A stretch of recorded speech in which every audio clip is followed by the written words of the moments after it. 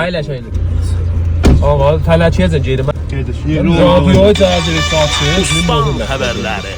Əziz həmşəhrilər, kirayələr birinə Həmişə bahalar. pis xəbərlər. Nə bahalaşdı? O Nistada mən gördüm. Aynen. Gələtlə bahalıq düşübdü. Vallahi. Daş meydanacan gedim o.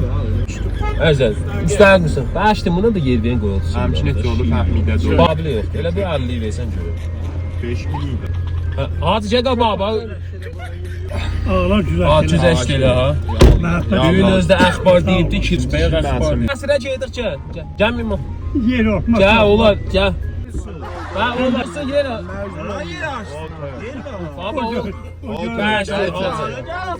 Az məzrət istəyirəm.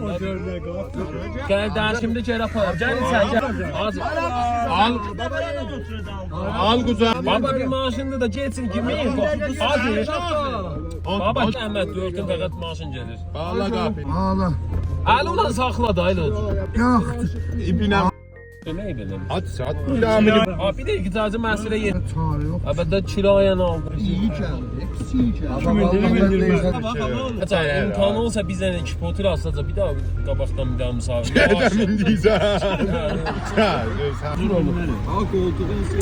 Bağlanışmışam. Bu kira gam Musafir bildir. yok.